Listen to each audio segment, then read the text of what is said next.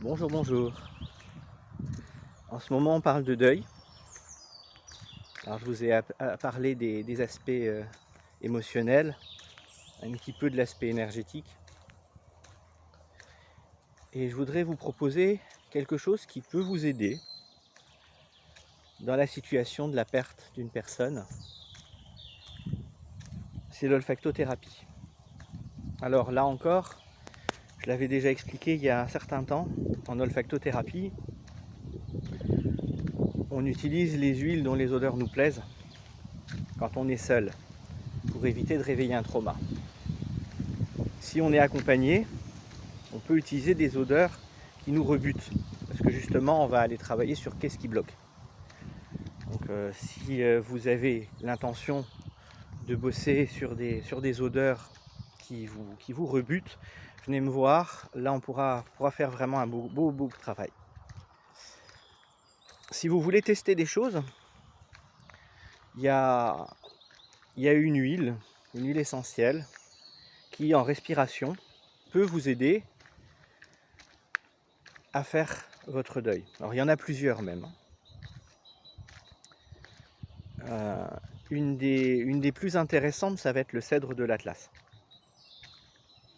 qui a souvent été utilisé pour ce genre de choses.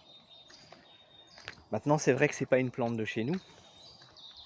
Et si vous voulez avoir quelque chose qui soit plus dans nos traditions, dans notre culture, dans nos habitudes, on va utiliser une plante qu'on trouve souvent dans nos cimetières.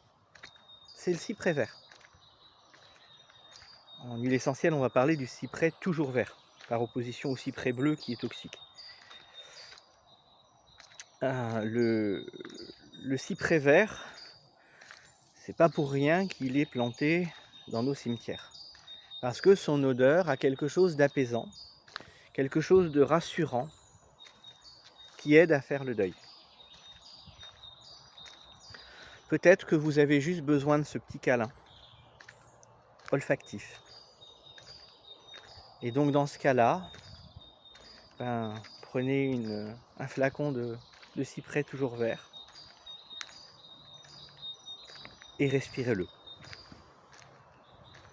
Si l'odeur vous plaît, respirez-le autant que vous en avez besoin, aussi souvent que vous en avez besoin. Si ça ne suffit pas, venez me voir, on va régler ça. À bientôt, ciao ciao.